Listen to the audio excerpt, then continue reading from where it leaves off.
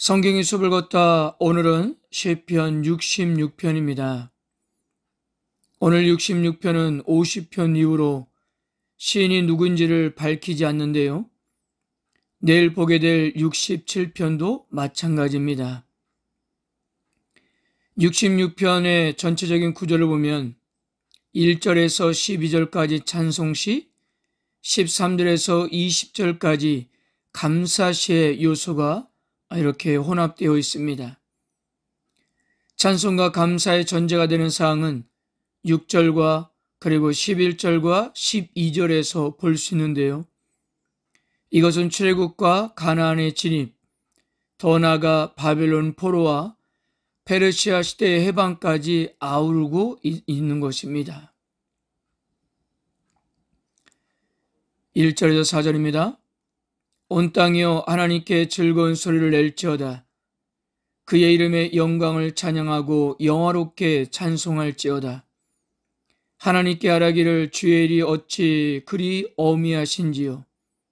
주의 큰 권능으로 말미암아 주의 원수가 주께 복종할 것이며 온 땅이 주께 경배하고 주를 노래하며 주의 이름을 노래하리이다 할지어다.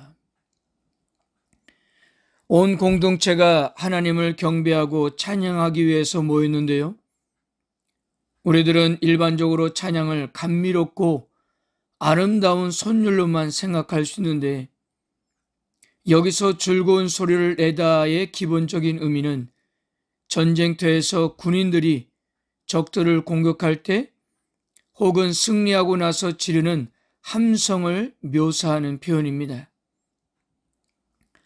참으로 거칠고 절제되지 않는 외침도 하나님을 향한 찬양이 될 수 있는 거예요. 즉, 하나님을 찬양할 때는 마치 군인들이 적진을 향해 돌격하며 지르는 소리처럼 온 마음을 다하여 목청껏 부르라는 의미일 것인데요.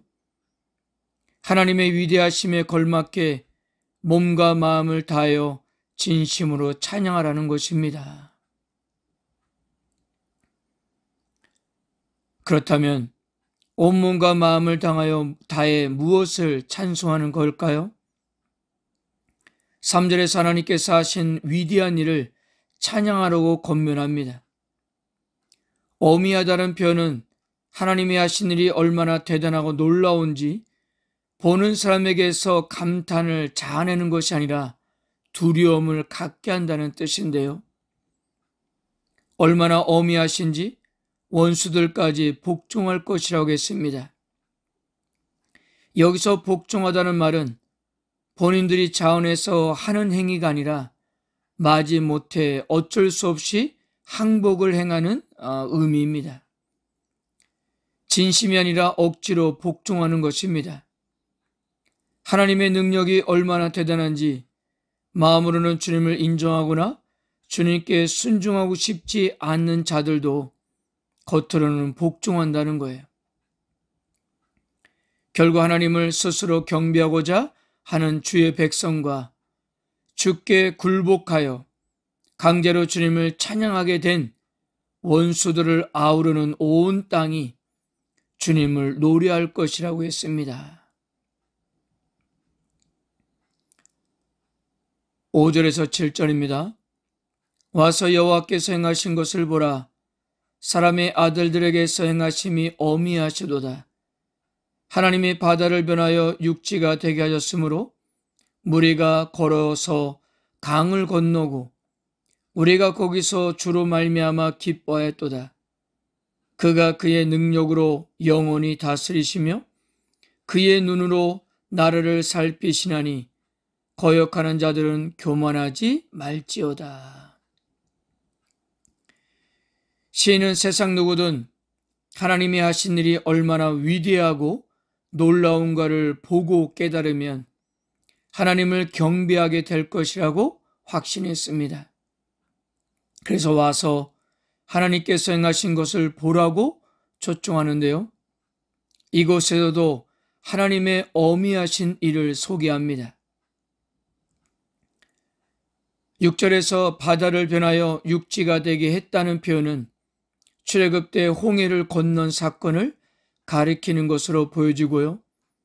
사람들이 강을 건넜다는 표현이 바로 이어지는데 여호수아 시대에 요단강을 건넌 사건을 생각할 수 있습니다.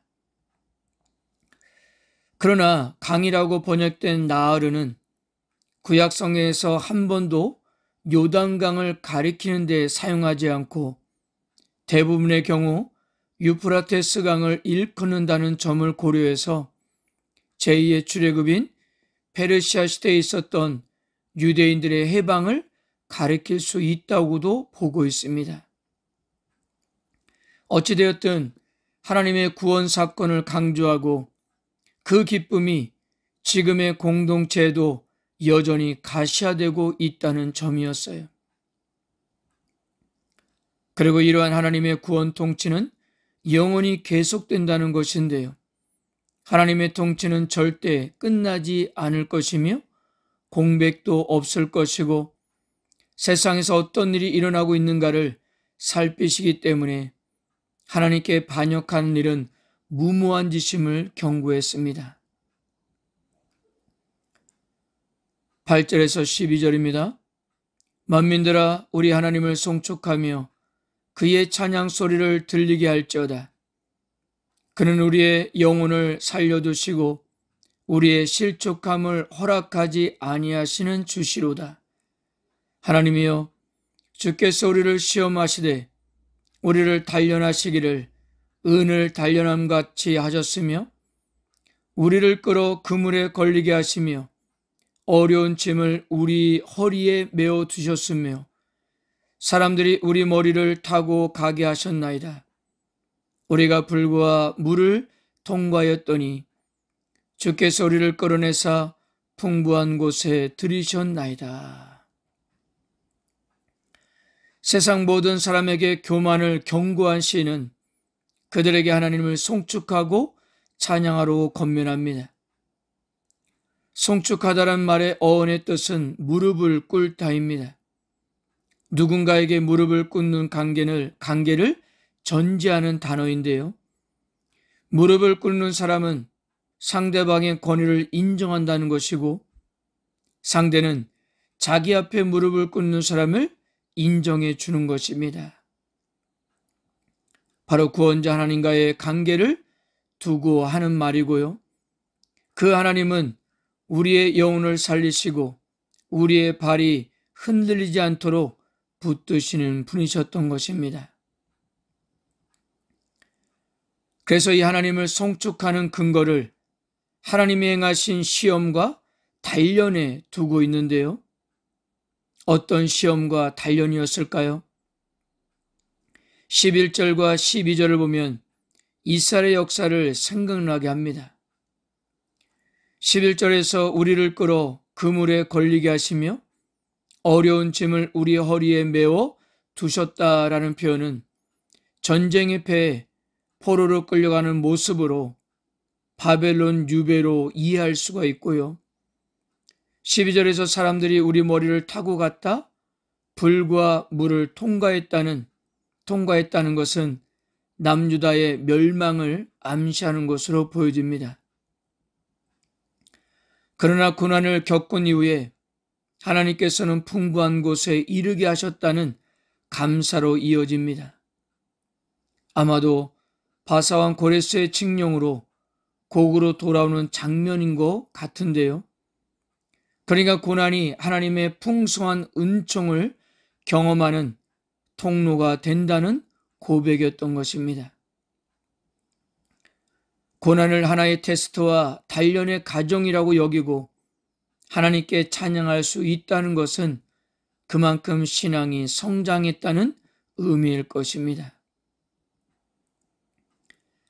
그렇다면 하나님의 은혜와 연단과 인도하심에 대하여 우리는 어떻게 반응해야 할까요? 시인은 첫째, 서원을 주께 갚겠다고 했습니다. 13절에서 15절, 내가 재물을 가지고 주의 집에 들어가서 나의 서원을 주께 갚으리니 이는 내 입술이 낸 것이요 내 환난 때에 내 입이 말한 것이니이다. 내가 순양의 한 개와 함께 살찐 것으로 주께 번제를 드리며 서소와 염소를 드리니이다. 서원은 공경에 처한 사람이 하나님의 도움을 구하며 하나님이 이렇게 도와주시면 훗날 제가 이렇게 하겠습니다 식의 약속인데요. 이것을 먼저 이행하겠다고 했습니다. 그리고 두 번째 반응은 사람들에게 하나님이 그에게 어떤 은혜를 베푸셨는가에 대하여 증언하는 일이었습니다. 16절에서 20절입니다. 하나님을 두려워하는 너희들아 다 와서 들으라. 하나님이 나의 영혼을 위하여 행하신 일을 내가 선포하리로다. 내가 나의 입으로 그에게 부르짖으며 나의 혀로 높이 찬송하였도다. 내가 나의 마음에 죄악을 품었더라면 주께서 듣지 아니하시리라. 그러나 하나님의 실로 들으셨으며 내 기도 소리에 귀를 기울이셨도다. 하나님을 찬송하리로다. 그가 내 기도를 물리치지 아니하시고 그의 인자하심을 내게서 거두지도 아니하셨도다. 아멘. 사랑하는 성도 여러분, 우리 그리스도인들은 언제 감사와 찬양을 드릴 수 있을까요? 진정한 감사와 찬양은 내가 원하는 것이 잘 이루어질 때 드리는 감사와 찬양이 아닌 것 같습니다. 누구나 잘 될 때는 얼마든지 감사하고 찬양할 수 있기 때문입니다. 오늘 시인이 감사하고 찬양했던 이유는 공동체가 경험한 하나님의 어미하신 일뿐만 아니라 고난 가운데 함께하신 하나님을 찾는 대로 나아갑니다. 이스라엘 역사를 보면 고난의 사항은 시시때때로 몰려왔어요. 멀리는 애굽에서 노예 생활하던 때를 들을 수 있고요. 이후로는 바벨론 유배 시절을 생각할 수 있습니다. 근데 중요한 것은 이런 고난을 어떻게 생각했느냐였는데요. 고난을 순은을 만들어내는 단련의 과정으로 이해했다는 것입니다. 고난을 통해 수많은 불순물들이 제거되고 오직 하나님과의 관계만을 최우선순위에 두는 순수한 신앙으로 성장시킨다고 보았던 거예요. 성도 여러분, 다행히 감사한 것은 하나님께서 우리를 테스트하는 이유도 분명히 있다는 사실입니다. 우리를 더 힘들게 하거나 고난의 늪에서 헤어나지 못하게 하심이 아니라 수많은 불순물들을 제거해서 하나님과의 관계를 올바로 유지하기 위함이라는 사실이에요. 그리고 우리들에게 더 선하고 아름다운 것을 주시기 위함인 것입니다. 그러므로 고난이 와도 우리에게는 소망이 있다는 거예요. 잠언 3장 11절에서 12절을 보면 내 아들아 여호와의 징계를 경히 여기지 말라. 그 꾸지람을 싫어하지 말라. 대저 여호와께서 그 사랑하시는 자를 징계하시기를 마치 아비가 기뻐하는 아들을 징계함 같이 하시느니라. 아멘. 성도 여러분, 그러므로 우리가 설령 삶에서 고난을 당하고 하나님이 우리를 버리신 듯한 느낌이 든다 해도 절망해서는 안 됩니다. 하나님이 사랑하는 자녀들은 필연적으로 통과해야 하는 테스트를 받고 있기 때문입니다. 그것을 통해 여러분들은 하나님의 사람으로 더욱 성장하게 될 것이기 때문이에요. 아멘.